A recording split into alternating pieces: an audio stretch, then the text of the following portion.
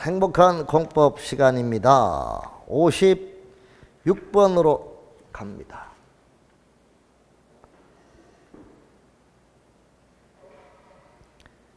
본자님 됐지요?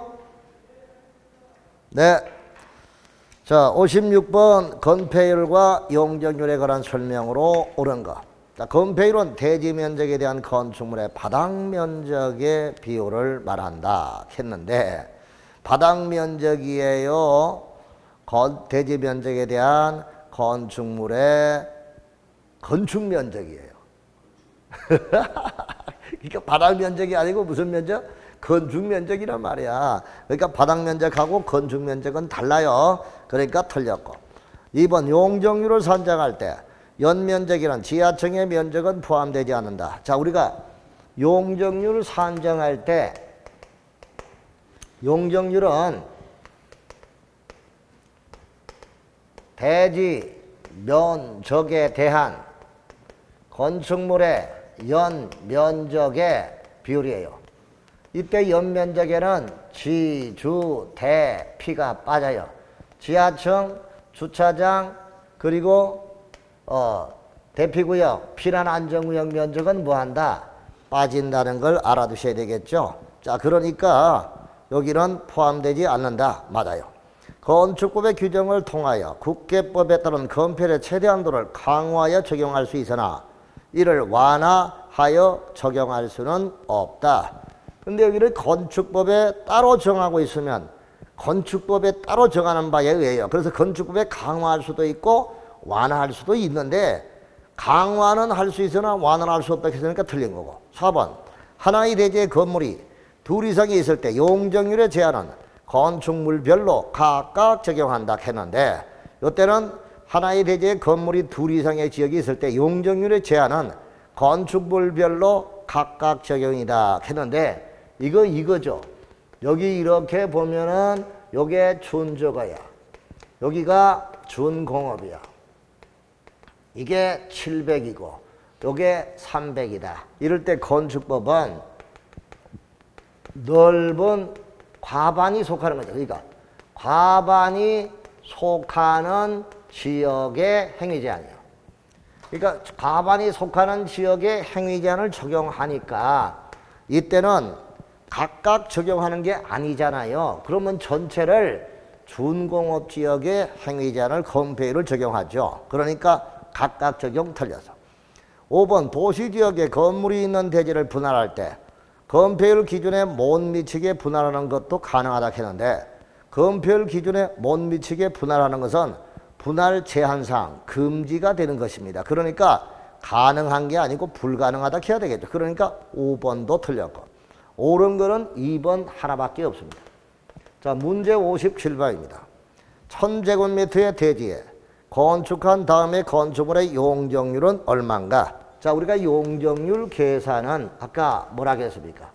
대지 면적에 대한 건축물의 연면적인데 이때 연면적에는 지하층 면적, 그리고 지상층의 주차장 면적, 그리고 대피구역 면적, 그리고 피난 안전구역의 면적이 빠지는 거죠. 이게 빠지는 거죠. 빠지고 계산하면 되는 거니까. 자, 그러면 하나의 건물로서 지하 2계층, 지상 5계층으로 구성되어 있으면 지붕은 평지붕이다 라고 했습니다. 자, 그러면 지하는 해당 사항이 없고 지상은 5계층으로 구성되어 있으니까 해당이 되네요. 그 다음에 건축면적은 500이고 지하층 포함 각 층의 바닥면적은 480제곱미터로 동일하다라고 했습니다. 그럼 2층은 전부 주차장이고 지하 2층은 전부 주차장이고 지하 1층은 전부 일종 근린생활시설로 사용이 된다.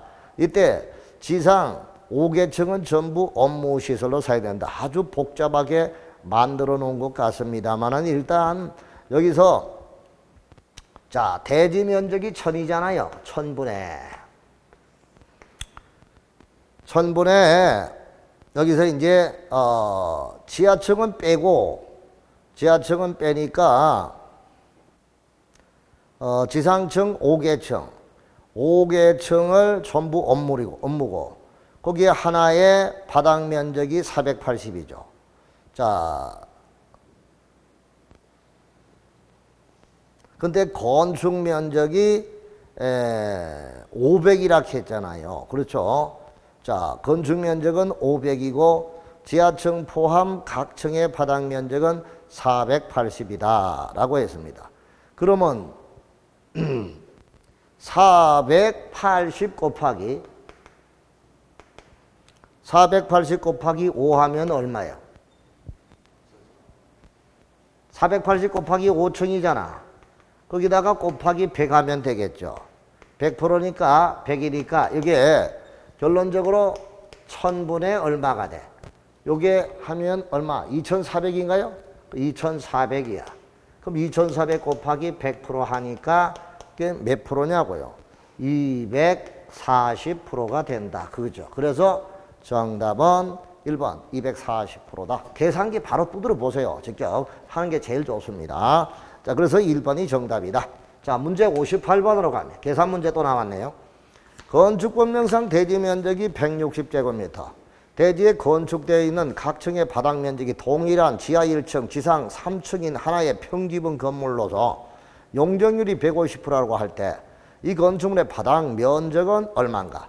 자, 건축물의 바닥 면적을 물었어요. 자, 그럼 일단은 여러분 건폐율 150%는 어떻게 구해졌느냐? 자, 건폐율의 이게 용적률 150%는 대지 면적이 얼마라고? 160이죠. 대지 면적 분의 건축물의 연면적이잖아요. 그렇죠. 자, 연면적을 계산할 때 지하층 면적은 빠지니까 지상 3층만 하면 되겠죠. 그럼 지상 3층인데 이때 바닥 면적을 몰라요. 그럼 바닥 면적을 모르니까 여기다가 3층 요렇게 한 게 이게 얼마냐고. 요게 3층으로 한 게 이게 얼마냐? 150%가 되거든요. 150 곱하기 100 한 게 이게 150%다 이거야. 자, 그렇다면 결론적으로 여기는 용적률이 150% 나왔으니까 이때 바닥 면적을 구하라는 거죠. 그럼 일단 대지 면적 160. 예? 그렇죠? 분해. 이거 연면적 계산할 때는 연면적은 볼 것도 없잖아요. 3층이 3층이니까. 맞죠? 3층에 150 하면은 이게 150%. 3층에 1.5 하면 얼마야? 80이 되죠. 그렇죠? 이제 전체적으로 2240이 되겠고, 그리고 이게 100% 하니까 결론적으로 여기에 남는 거는 얼마야? 80 제곱미터가 되겠죠. 그러니까 이게 80제곱미터가 바닥 면적이 되는데 이걸 여러분들 이 용적률이 150% 나왔으니까 뭐 말할 것도 없죠. 이 대지 면적 곱하기 용적률 이렇게 해도 바로 나올 수 있는 부분인데 자, 이렇게 계산하면 돼요. 그래서 여기는 대지 면적 160에 지상 3층만 해당이 되니까 3층 그거 계산한 게 바로 150%라는 용적률이 나왔으니까 바닥 면적이 얼마냐 이렇게 바닥 면적을 물었을 때 하나에 240이 3층이니까 38이 24 그래서 80제곱미터가 되겠죠. 그렇죠. 지하는 빼고 지상층만 계산하니까 이게 그렇게 나올 수 있죠. 이게 150으로 나올 수 있는 요건이 이제 이렇게 되는 거니까 이게 바로 80제곱미터가 된다. 자, 이거 계산해 주시고. 자, 그래서 정답은 3번이고. 자, 59번도 계산 문제인데 두 개 층이고 지상층은 전체가 층의 구분이 명확하지 아니한 건물로서 건축물의 바닥 면적은 600제곱미터이며 바닥 면적의 300제곱미터에 해당하는 부분은 높이가 12m고 나머지 300제곱미터에 해당하는 부분의 높이는 16m이다. 자, 이러한 건축물의 건축법령상 층수는 몇 층이냐? 일단 층수 산정하는 문제인데 층수의 산정은 층의 구분이 명확하지 않다. 그럴 때는 4m마다 하나의 층으로 계산한다. 4m마다 하나의 층으로 계산하고 있죠. 그러니까 요 경우를 보게 되면 일단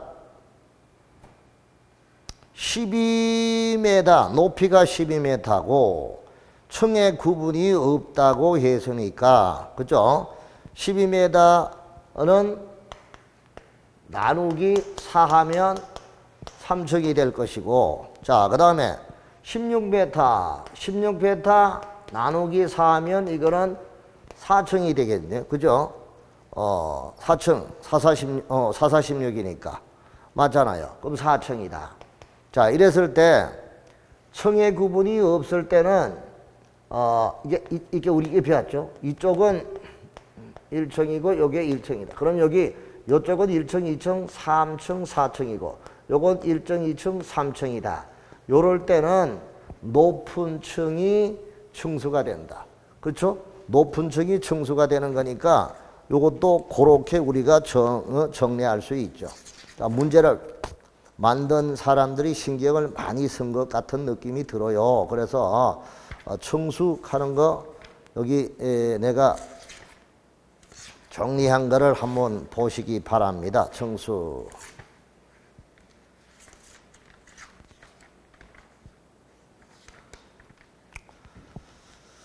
자, 층수에 관한 경우를 어디다가 적어놨을까요?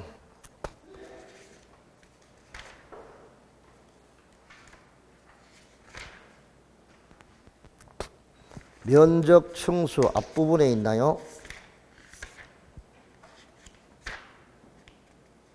면적 층수.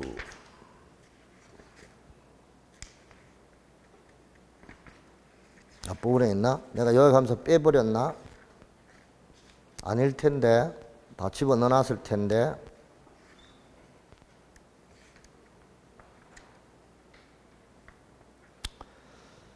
층의 구분이 명확하지 않는 것은 4m하고, 그 다음에 층이 서로 높이가 다를 때는 가장 높은 층을 층수로 한다 하는 그 경우를 찾아서 설명해 주려고 하는데 그게 잘 안 보이네요. 자, 그래서 요 경우도 그 내용에 충실하게 문제를 만든 거죠. 그래서 자, 지하층이 2개 층이고 지상층은 전체 층의 구분이 명확하지 않다. 그러니까 층의 구분이 명확하지 않기 때문에 4m마다 하나의 층으로 되는 거예요. 이때 바닥 면적이 600이고 바닥 면적 300제곱에 해당하는 부분은 높이가 12m. 자, 전체가 600인데 300에 해당하는 부분은 12m고 나머지 300은 16m라고 했죠. 이럴 때 층수는 어떻게 되느냐 하는 문제입니다. 이쪽에 300. 자, 이쪽에 300인데 여기는 16m. 자, 여기는 몇 m? 12m. 12m, 16m예요. 자, 이럴 때는 요거 층의 구분이 없으니까 4m마다 하나의 층으로, 그러면 12 곱하기 4, 12 나누기 4로 하면 이게 3층이 되고, 여기 4 나누기 16 하니까 이게 4층이 되고, 그렇죠? 그러면 층의 구분이 명확하지 않는다. 이때는 이때 높은 층을 층수로 한다. 그러니까 4층짜리다. 그래서 정답은 3번이다. 이렇게 되는 거 알아두시고요. 60번. 면적과 층수의 산정 방법에 관한 설명으로 옳은 것을 모두 고른 것. 했는데요. 공동주택으로 지상층에 설치한 전기실의 면적은 바닥 면적에 산입하지 않는다. 공동주택으로서 지상층에 설치한 전기실의 면적, 이거는 바닥 면적에 산입하지 않는 거죠. 맞아요. 용적률을 산정할 때 부속 용도로서 지상층의 주차용으로 쓰는 면적은 연면적에 포함된다 했는데 연면적에서 제외됩니다. 지, 주, 대, 피 빼는 거 알아주시고요. 틀렸고, 건축물의 부분에 따라 층수가 다른 경우는 그중 가장 많은 층수를 건축물의 층수로 한다. 방금 봤죠? 맞아요. 디귿 옳고, 리얼 사용 승인을 받은 후 15년이 경과된 건축물을 리모델하는 경우는 열의 손실을 방지를 위해 외벽에 부과하여 마감재를 설치하는 부분은 바닥 면적에 산입하지 않는 거죠. 그런데 산입한다고 했으니까 틀렸고, 그러면 옳은 것은 기역과 디귿 두 개밖에 없어요. 그래서 2번이 정답이 됩니다. 오케이. 자, 61번입니다. 건축물 중 건축법의 적용을 받는 것은 대지에 정착한 컨테이너를 이용한 주택. 자, 이거 건축법의 적용 대상물인데, 자, 문제 61번. 건축법의 적용 대상은 우리가 알았을 때 철문, 곡간수 이렇게 보죠. 그러니까 이게 철도시설, 문화재, 고속도로 통행로, 강의 창고, 그 다음에 수문 조작 시설이야. 자, 그러면 이거는 건축법의 적용을 안 받는 거예요. 철도시설은 철도법, 문화재 시설은 문화재보호법, 고속도로 통행로 시설은 고속국도법, 강의 창고는 산업집적 활성화 및 공장 설립에 관한 법, 수문 조작 시설은 하천법. 이 법에 적용을 받으니까 건축법 적용 대상에서 제외되는 거예요. 그러면 일본의 대지에 정착한 컨테이너를 이용한 주택인데, 컨테이너를 이용한 이동이 용이한 공장의 용도로 사용하는 거야. 무슨 용도? 공장의 용도로 사용하니까 주택은 적용을 받는 거예요. 그래서 주택은 건축법에 적용을 받는 대상물이다라고 해야 됩니다. 건축법에 적용을 받아요. 그래서 1번이고, 철도의 분리부지의 운전보안, 문화재, 지정문화재, 이거는 각각 해당 법에 적용을 받으니까 건축의 적용을 안 받는 거고 1번은 적용을 받습니다. 62번입니다. 건축법이 모두 적용되지 않는 건물이 아닌가. 자, 문화재, 철도, 고속도로 통행료, 궤도선로 부전의 플랫폼 다 여기 철문 곡간수 적용 안 받는 거야. 그런데 지역자치센터는 이거는 주민자치센터죠. 동사무소잖아요. 이거는 공용시설, 공공용 시설이죠. 이렇다 하더라도 건축법에 적용을 받습니다. 그래서 4번이 정답. 자, 63번. 허가권자인 특시장군수구청장에게 신고하고 축조해야 하는 공작물에 해당하는 것 했는데요. 자, 높이 5m의 기념탑 했는데 요거는 여러분 우리가 하나가 알아두시고 가는 게 좋을 것 같습니다. 그래서 공작물의 축조신고 대상 가는 거는 155페이지 서부노트 제일 밑에 보죠. 건물로 취급하는 공작물, 축조신고 대상, 옹담이, 사광, 오발, 육탑골, 골프 연습장, 그 다음에 팔고, 팔주, 30지라고 했죠. 그러니까 여기서 이제 보게 되면 기념탑 하면은 기념탑은 몇 메타예요? 4m 넘는 거죠. 기념탑은 꿀뚝 장식탑 기념탑은 6m 넘는 거잖아. 6m 넘어야 축조신고 대상이니까 5m, 6m 안 되는 거죠. 아니니까 빼고. 고가수조는 8m 넘어야 되고. 자, 광고탑은 4m 넘어야 되고. 자, 담장은 2m 넘는 거죠. 2m 넘는 거니까 3m 담장은 축조신고 대상이야. 4번이 맞네. 그 다음에 지하 대피호는 30제곱미터가 넘어야 되는데 25제곱미터니까 이거는 축조신고 대상은 아니죠. 그러면 정답이 4번이구나. 아하, 문제도 기출문제를 분석해 보니까 아하, 이런 경향이 있구나. 생각을 좀 해야 되겠구나 하는 게 보이잖아요. 정답이 4번이죠. 64번입니다. 건축에 해당하는 것을 모두 고른 것. 건물이 없는 나대지에 새로 건물을 축조하는 것. 이건 신축이죠. 자, 기존 5층의 건물이 있는 대지에서 건물의 층수를 7층으로 늘리는 거. 아, 이거는 중축이잖아요. 자, 태풍으로 멸실된 건물을 그 대지의 종전과 같은 규모의 범위에서 다시 축조하는 거. 아, 이거는 재축이야, 재축. 그 다음에 건축물의 주요 구조물을 해체하지 않고 같은 대지에서 옆으로 5m 옮기는 거. 아, 이거는 이전이야, 이전. 그럼 기역은 신축, 리얼은 증축, 디귿은 재축, 리얼은 이전이니까 다 건축이야. 건축이란 신정개제의 신축, 정축, 개축, 재축, 이전. 그게 건축이니까 맞네요. 모두 고른 거는 5번이에요. 좋아요. 65번. 건축물과 관련된 설명으로 옳은 것을 모두 고른 것. 지하층은 건축물의 바닥이 지표면 아래에 있는 층으로서 바닥에서 지표면까지 평균 높이가 당의 층 높이에 2분의 1이잖아요. 3분의 1이 틀렸죠. 그래서 반툼 이상이면 지하층이 되는 거예요. 3분의 1 틀려서요. 자, 2번. 개축원 건축물이 천재지변이나 그 밖에 제로 멸실된 경우 그 대지의 종전과 같은 규모의 범위에서 다시 축조하는 것을 말한다. 이 개축이 아니고 멸실이 되면 재축이잖아요. 재축. 그러니까 개축이 아니고 재축이에요. 틀렸어요. 미관지구에서 건축물의 외부 형태나 담장을 변경하는 것은 증축, 개축, 재축에 해당하지 않는 것은 대소설에 해당한다 했는데 이제 미관지구는 삭제되고 없습니다. 그러면 이것도 옳지 않아요. 그러나 종전에는 미관지구가 있을 때 이거는 대소설에 해당하는 거 맞아요. 자, 연면적은 하나의 건물의 각층 바닥면적 합계를 말하는 것으로 용적률을 산정할 때 층수가 50층 이상의 건물에 설치하는 피난안전구역의 면적은 연면적에 산입하지 않는다 했는데 피난안전구역 면적 이거 용적률 계산할 때 연면적에 산정하지 않는 건 맞아요. 그러면 리얼이 맞네요. 그러면 옛날에 개정되기 전의 상태로 보면은 디귿도 맞고 리얼이 맞지만 지금은 미관지구 자체가 없어졌으니까요. 리얼이 맞겠죠. 그렇게 이해해 두시고 가세요. 자, 66번입니다. 건축법령상 사용 승인을 받은 건축물의 용도 변경에 관한 설명으로 옳은 것은 어느 것이냐.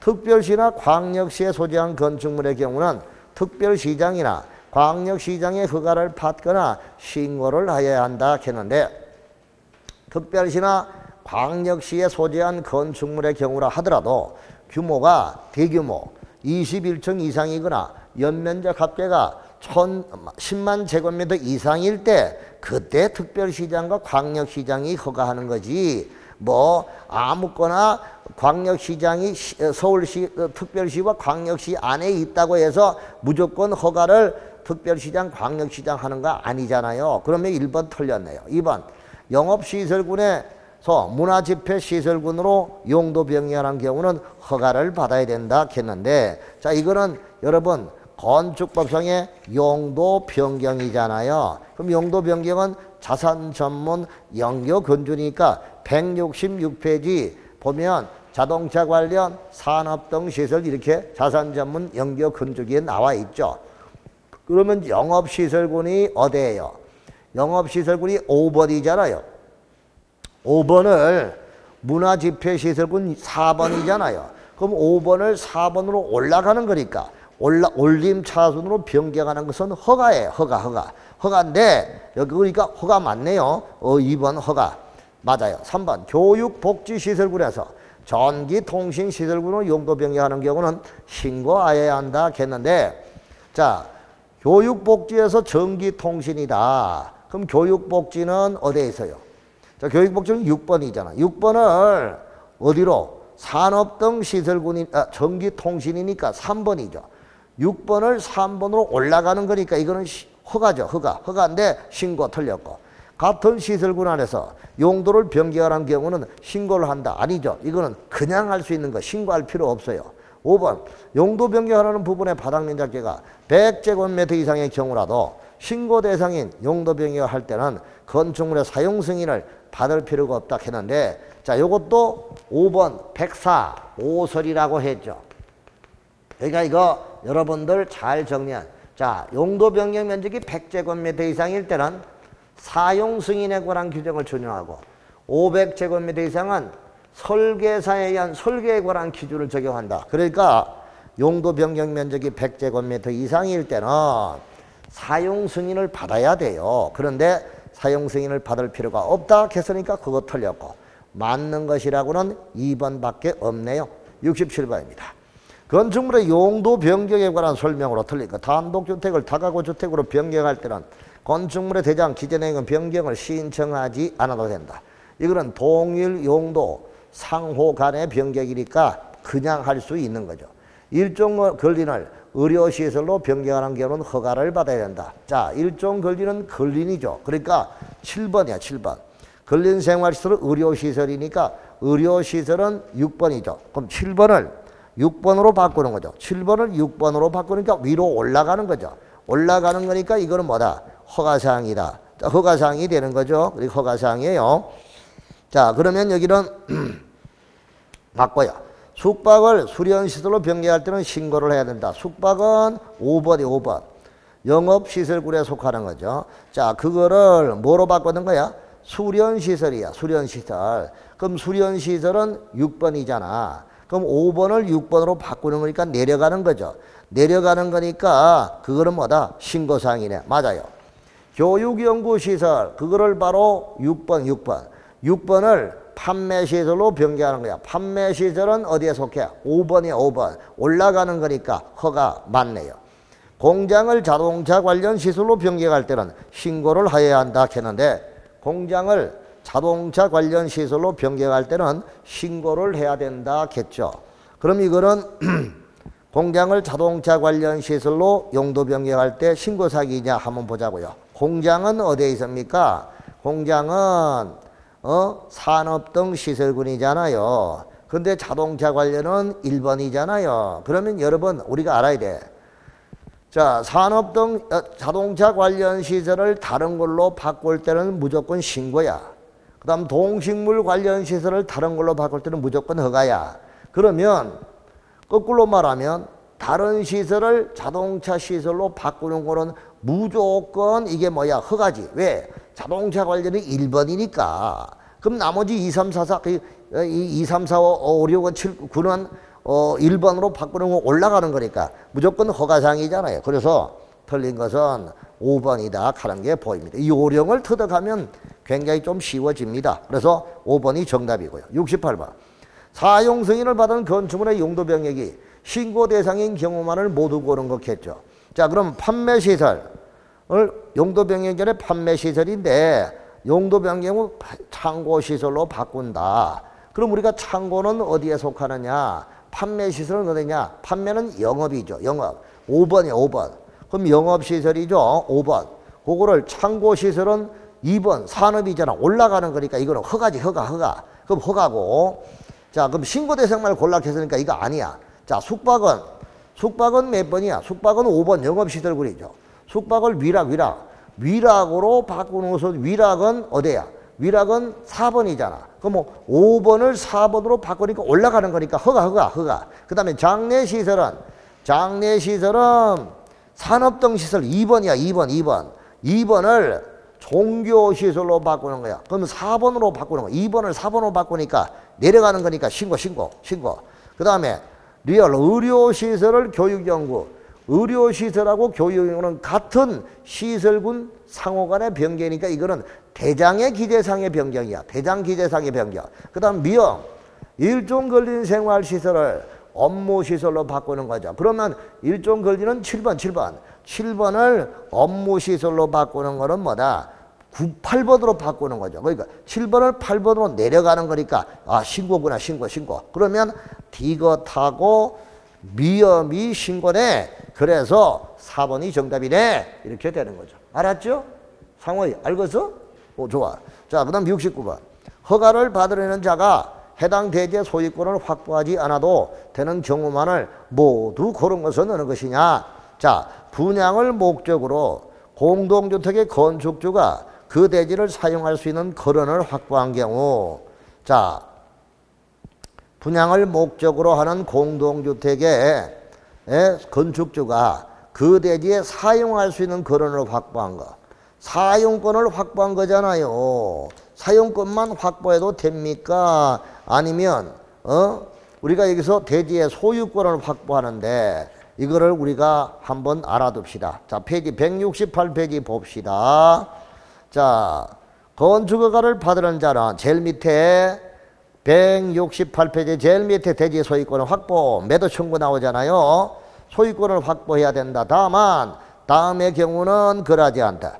건축주가 대지를 소유권을 확보하지 못했으나 그 대지를 사용할 수 있는 거런을 확보한 경우, 다만 분양을 목적으로 목적으로 하는 공동주택은 뭐한다? 제외한다고 했죠. 그러면 기억, 분양을 목적으로 하는 공동주택의 건축주가 사용할 수 있는 거런을 확보한 거. 이거는 사용 거런을 확보하면 소유권 확보하지 않아도 되지만 분양을 목적으로 하는 공동주택의 경우는 소유권을 확보해야 돼요. 사용권만으로는 안 돼요. 그러니까 기억은 빠져야 돼요. 니은 건축주가 집합건물 공용 부분을 변경하기 위해 집합건물 소유에 관한 법률에 따라서 결의가 있었음을 증명한 경우, 그럼 증명을 한 경우는 이거는 소유권 확보하지 않아도 돼요. 그 다음에 건축안에는 대지에 포함된 국유지에 대하여 허가권자가 토지관리청이 해당 토지를 건축주에게 매각할 것을 확인한 경우 이때도 사용권만 가지면 돼요. 그래서 달빛 속으면 기역, 니은, 디귿 다 할 수 있는 정도인데 기역은 공동주택이기 때문에 틀렸고요. 니은과 디귿만 해당이 됩니다. 이때는 소유권을 확보하지 않아도 사용권을 확보하면 됩니다. 그래서 4번이 정답이죠. 이것도 만만찮은 문제네요. 나도 문제를 볼 때마다 이렇게 새로운 감이 들 수도 있어요. 기출문제 상당히 좋아요. 자, 70번. 건축법령상 시장군수가 허가를 하기 위해 도지사의 사전 승인을 받아야 하는 건축물. 자, 여기서 아까 지웠나? 도지사의 사전 승인.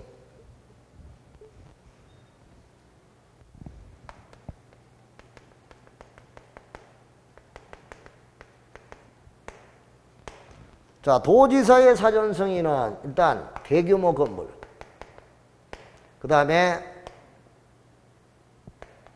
자수도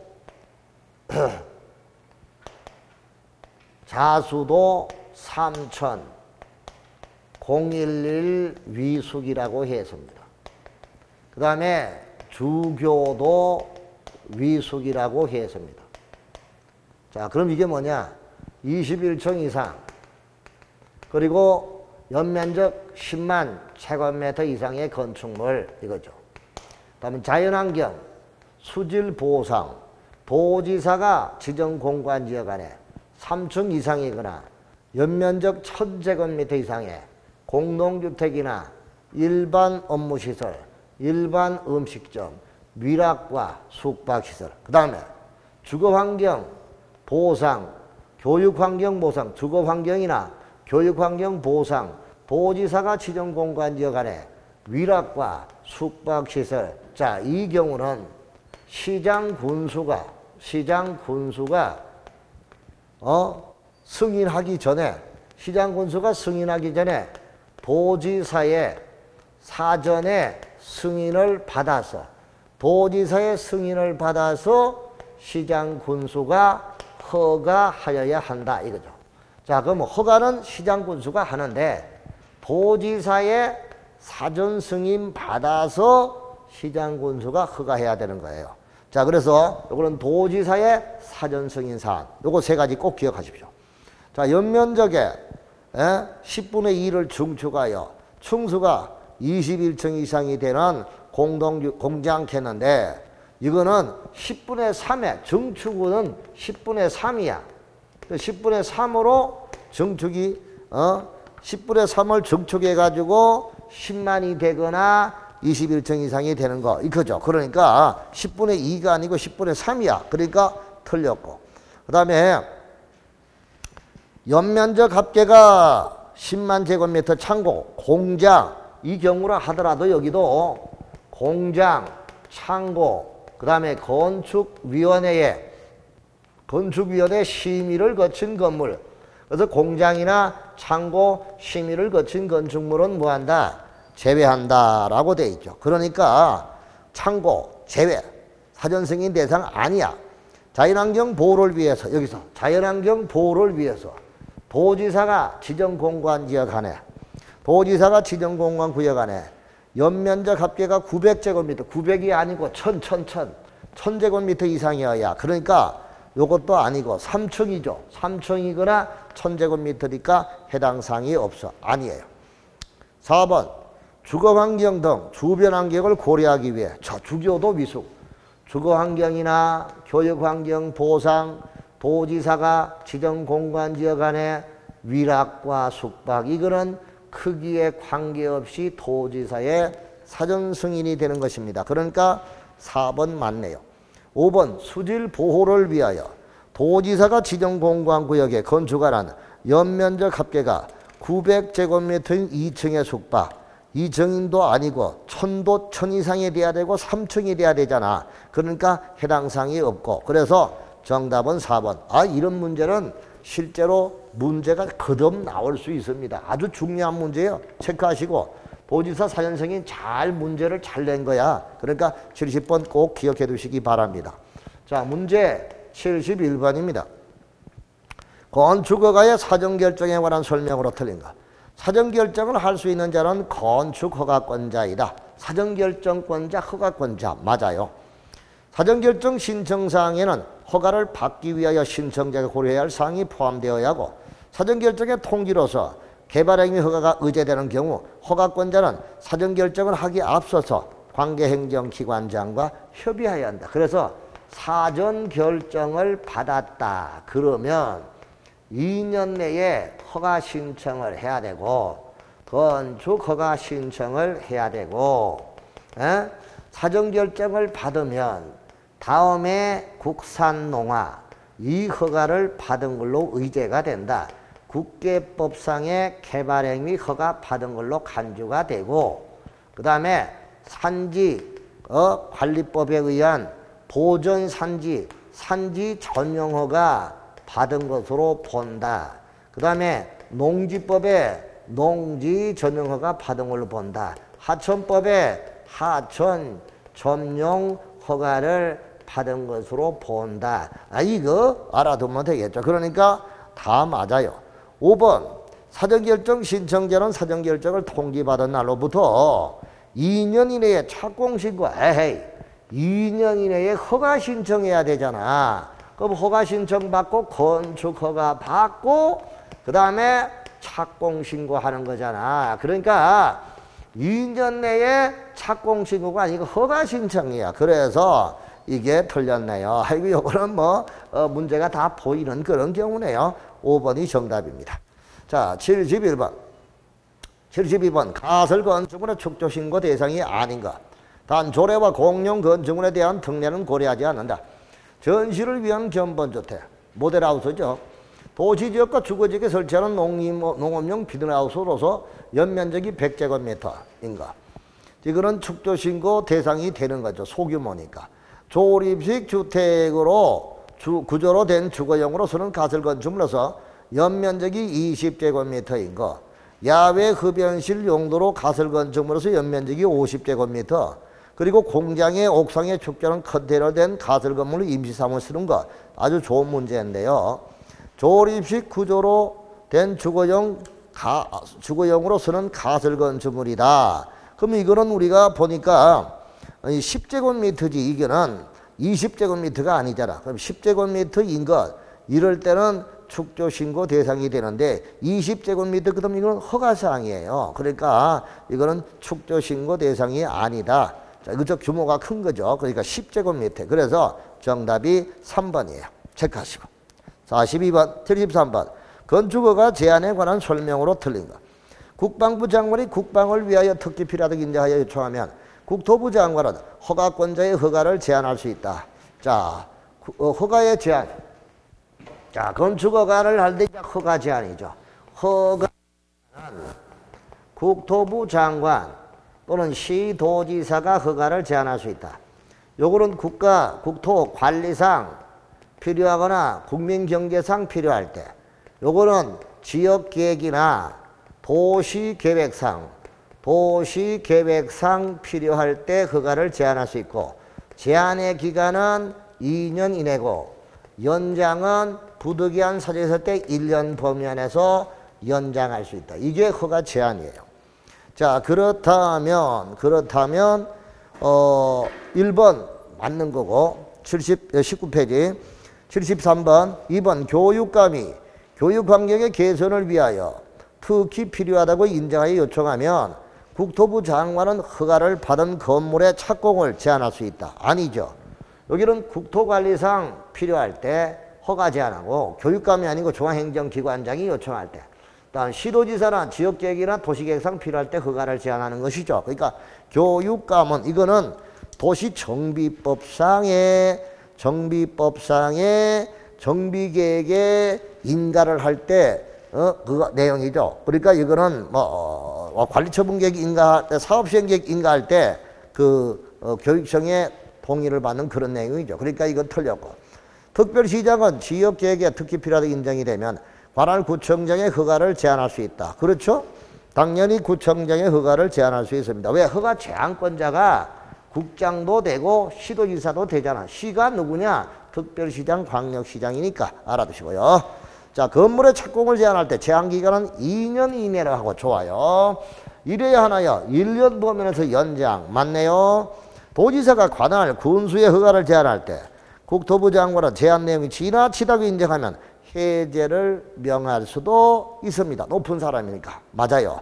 틀린 것은 2번이 정답이구나 하는 게 보입니다. 자, 74번으로 갑니다.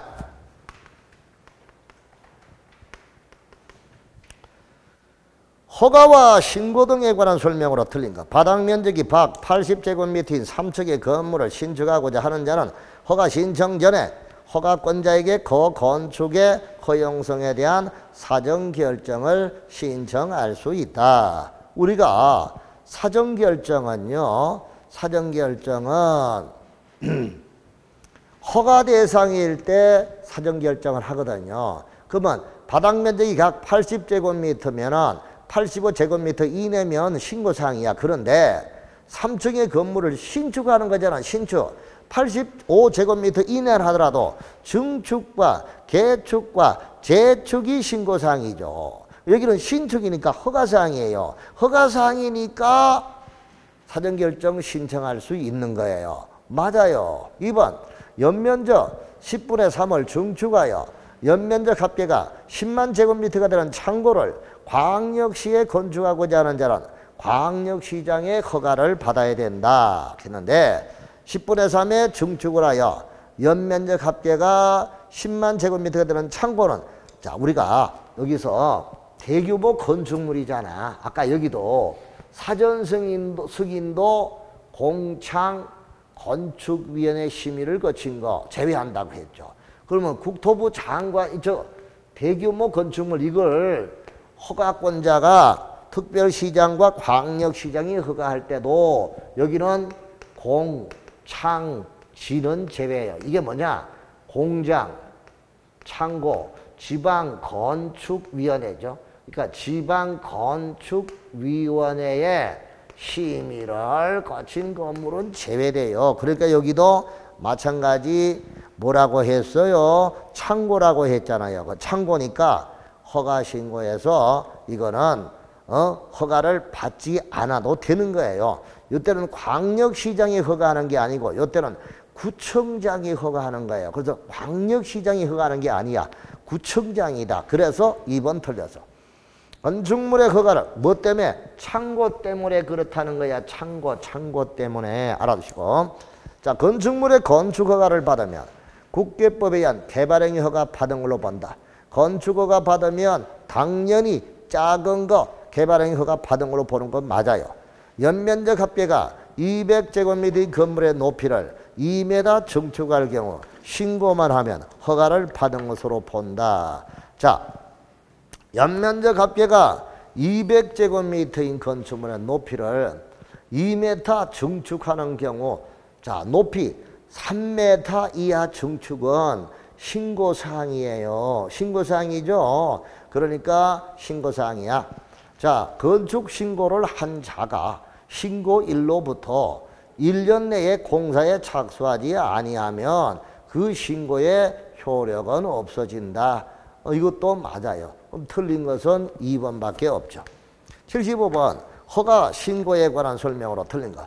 수질 보상 도지사가 지정 공간구역 안에 3층의 관광호텔을 건축해 가기 위해 도지사의 사전 승인. 아까 자연환경, 수질 보상, 도지사가 지정 공간지역 안에 3층 이상, 연면적 1000제곱미터 이상, 공동주택, 일반 음식점, 일반 업무시설, 위락시설, 숙박시설 이런 거 할 때 이때는 도지사의 사전 승인을 거쳐라 그거죠. 그러니까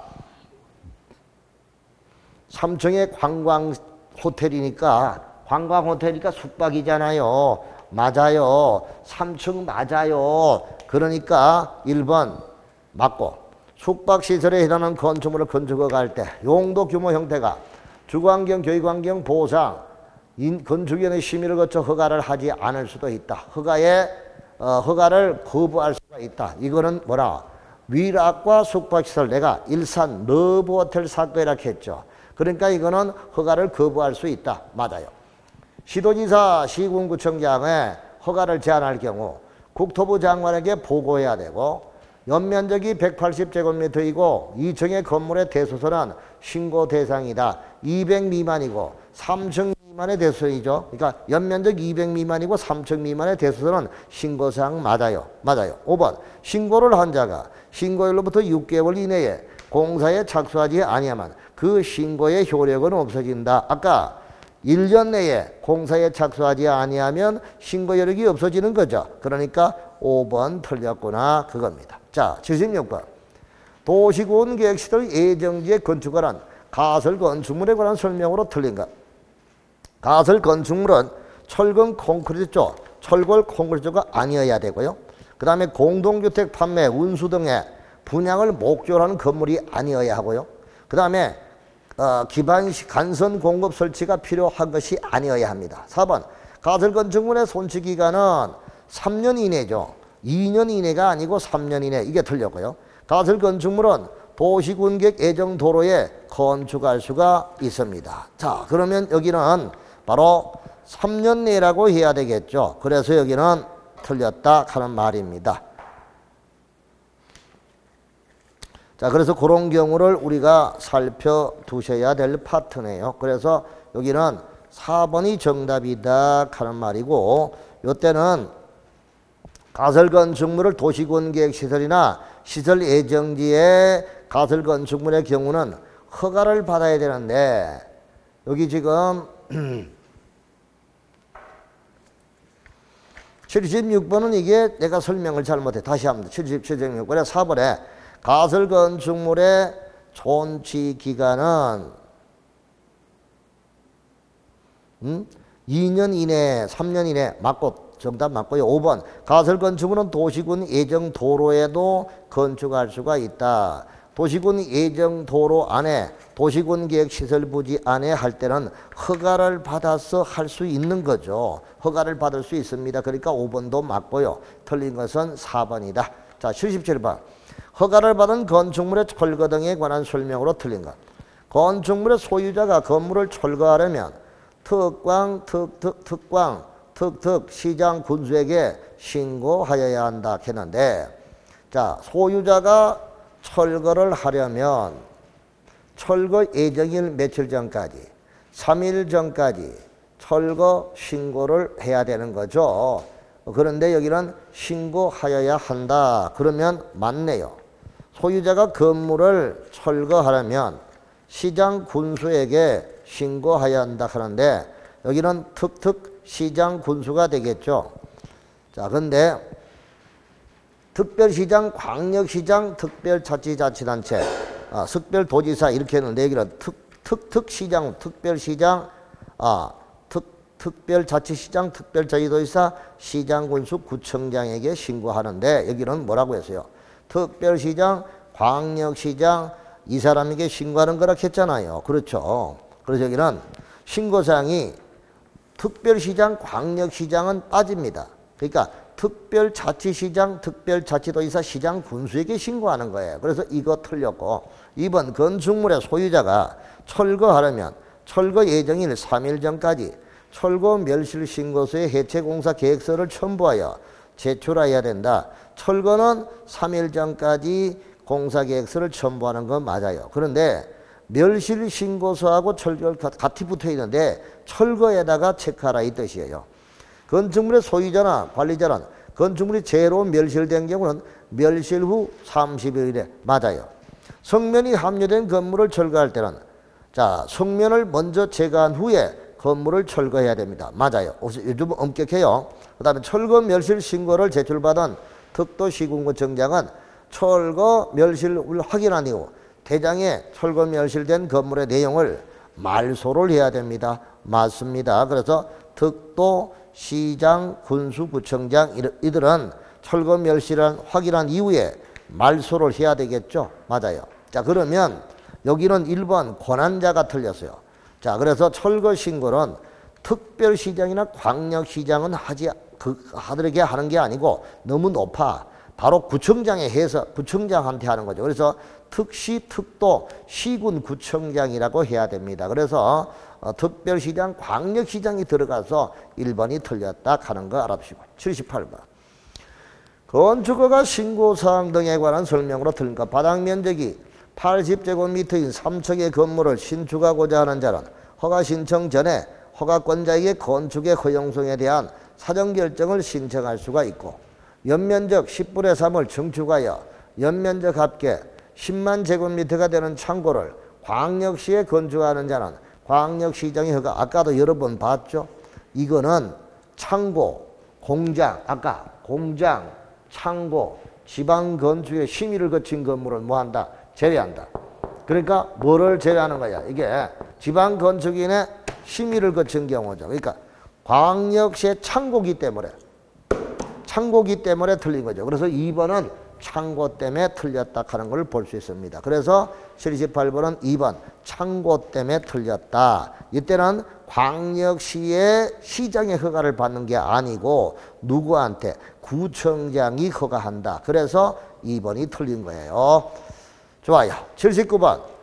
건축 관련 입지와 사전 결정에 관한 설명을 옳지 않은가. 자, 허가 대상 건물을 건축할 때 허가 신청하기 전에 허가권자에게 이 건물, 이 정도 건물을 건축하려는 하는데 허가를 해 주시겠습니까? 라고 물어보는 것이 사전결정이야. 맞아요. 사전결정 신청자는 건축위원회 심의와 도시교통정비촉진보다 교통역량분석, 개선대책 등의 검토를 동시에 신청할 수 있고 또 환경과 관련된 그런 협의를 같이 하면 됩니다. 맞아요. 4번. 사전결정의 통지를 받은 경우에도 국계법에 의한 개발행위 허가는 따로 받아야 된다. 아니죠. 사전결정을 받으면 국산농화, 국계법의 개발행위 허가, 산지관리법의 산지전용 허가, 농지법의 농지전용 허가, 하천법의 하천점용 허가를 받은 걸로 간주한다. 그러니까 따로 받을 필요가 없어요. 그래서 틀렸어요. 2년 내 허가 신청하지 않으면 사전결정 효력이 상실되는 건 맞고요. 정답은 4번입니다. 자, 80번. 건축법의 대지와 도로와의 관계에 관한 설명으로 가장 타당한 거. 이거 옛날 구닥다리 문제. 요즘에는 가장 타당한 거 이런 거 안 나오죠. 이거는 옛날 기출문제 유형인데 타당한 것 중에서 가장 옳은 거 골라라 그거야. 뭐 이거는 뭐 틀린 것은 아니잖아요. 맞고요. 일반적으로 대지 경계선과 도로 중심선을 건축선이라고 한다 했는데, 자, 대지의 경계선과 도로 중심선, 천만의 말씀이죠. 우리가 건축선이라는 것은 이 대지에 건물을 세울 수 있는 한계선. 그러면 이게 도로라면 도로의 경계선이잖아요. 경계선은 맞는데요. 도로 중심선을 건축선이다. 이 말도 안 되죠. 자, 그 다음에 대지는 도로에 원칙적으로 2m 이상을 접해야 되고 연면적 합계가 2000제곱미터 이상의 건축물의 대지는 도로에 4m 이상을 접하라. 아니지요. 자, 여기서 봐봐요. 일반적으로는 여기야. 근데 여기다가 연면적이 합계가 2000제곱미터인데 공장은 3000이야. 3000제곱미터 같으면 앞에 도로가 6m 이상의 도로이어야 하고 여기에 접해 있는 경우가 4m 이상이 도로에 접해야 돼요. 그러니까 2000제곱미터 이상일 때는 그냥 4m에 접하는 게 아니고 6m 이상의 도로에 4m 이상을 접해야 된다. 이렇게 해야 돼. 그래서 6m 이상의 도로라는 말이 빠지고 그냥 도로에 4m 이상을 접해야 한다고 했으니까 틀린 거고. 3번. 농지의 전용 허가를 받은 경우 둘 이상의 필지를 하나의 대지로 할 수 있다. 농지의 전용 허가를 받았을 때 둘 이상의 필지를 하나의 대지로 할 수 있다라고 했는데, 자, 이게 대지에 관한 경우를 우리가 한번 봐두고 가야 돼요. 그럼 한마디로 대지에 관한 기준이 우리가 나와 있을 텐데요. 건축법상의 대지는 어떻게 되느냐 하는 거. 2개 이상의 필지를 하나의 대지로 보는 거. 자, 제일 앞에 건축법 제일 앞에 거 한번 봐봐요. 건축법 제일 1페이지, 건축법 제일 앞에 있는 거죠. 자, 건축법 제일 앞에 155페이지 2개 이상의 대지, 2개 이상의 필지를 하나의 대지로 할 수 있는 것. 하나의 건물을 2필지 이상에 걸쳐 건축하는 것. 합병이 불가능한 경우를 합병한 토지, 도시군계획시설, 주택단지, 도로 지표화에 건축하는 건물이고 사용 승인을 할 때 2 이상의 필지를 하나의 필지로 합칠 것을 조건으로 허가하는 경우잖아요. 그러면 농지 2번에 1 이상의 필지 일부를 하나의 대지로 할 수 있는 거는 거기 농지 전용 허가 받은 경우죠. 그래서 농지 전용 허가를 받은 것은 2개의 필지를 하나의 대지로 할 수 있는 게 아니라 1 이상의 필지 일부를 하나의 대지로 할 수 있는 것. 1 이상의 필지 일부를 하나의 대지로 할 수 있는 거니까 3번도 틀렸다 이거죠. 그래서 그 책을 잘 분석하시고 봐야 돼. 4번. 대지 면적 400제곱미터 이상인 건축물의 대지는 조경을 확보한다. 조경은 대지 면적이 200제곱미터 이상이에요. 400이 아니고 200제곱미터예요. 그러니까 4번도 틀렸고, 철도법에 의한 철도 중 역시설은 대지 면적의 10% 이상의 조경을 확보한다. 자, 그럼 조경도 한번 봐 두셔야 되겠죠. 이것도 한번 봐줘야 뭐 찾을 때 우리가 정리할 수 있는 거죠. 페이지 175페이지 귀찮아도 한번 봐두시고요. 175페이지. 자, 거기에 대지 등이 나오고 2번에 대지 안에 조경이죠. 자, 대지 면적 200제곱미터 이상의 대지는 조경을 확보해야 돼요. 자, 그런데 조경 기준이 한 장 넘어가면 있어요. 자, 넘어가면 기준이 나와. 공장과 물류시설은 2,000 이상일 때 대지 면적이 10%고 연면적 1,500 이상 2,000 미만은 5%고 공항고 철도역 시설은 대지 면적이 10%고 기타는 200에서 300 미만일 때 10%잖아요. 그러면 철도역 시설이 있죠. 철도역 시설도 대지 면적의 10% 이상 맞잖아요. 그래서 5번은 정답이 되는 겁니다. 그래서 정답은 5번이다 라고 보게 되겠죠. 자, 이렇게 공부하면 될 것 같아요. 자, 이렇게 5회를 끝을 냈고요. 그 다음에 조금 쉬었다가 6회 후다닥 한번 봅시다. 이제 뭐 빨리 진행할 수 있을 것 같아요. 좋아요.